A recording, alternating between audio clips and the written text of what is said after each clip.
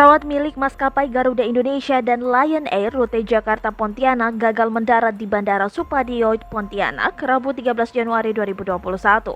Dua pesawat tersebut kemudian mendarat di Palembang dan Batam. Terkait dengan hal itu, pihak Angkasa Pura II Pontianak memberikan tanggapannya. Menurut Eksekutif General Manager Angkasa Pura II Pontianak, Eri Braliantoro, hal itu disebabkan karena cuaca buruk. Hari ini karena faktor cuaca ada dua pesawat Lion Air dan Garuda divert ke Batam dan Palembang, kata Eri kepada wartawan Rabu sore. Seperti diketahui, pesawat Lion Air dengan nomor penerbangan JT684 dialihkan ke Bandara Hang Nadiem Batam, sementara untuk pesawat Garuda Indonesia dengan nomor penerbangan GA504 dialihkan ke Bandara Sultan Mahmud Badarudin II Palembang.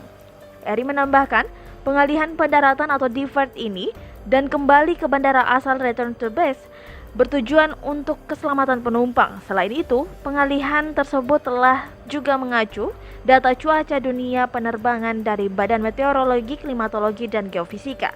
Hasil dari BMKG tersebut akan diteruskan ke Air Traffic Controller dan Pilot, sehingga mereka mengambil keputusan landing atau divert, ujar Eri. Sebelumnya Eri juga mengatakan pesawat Sriwijaya sempat mendarat ke Bandara Supadio karena cuaca dan visibility saat itu masih memenuhi pendaratan.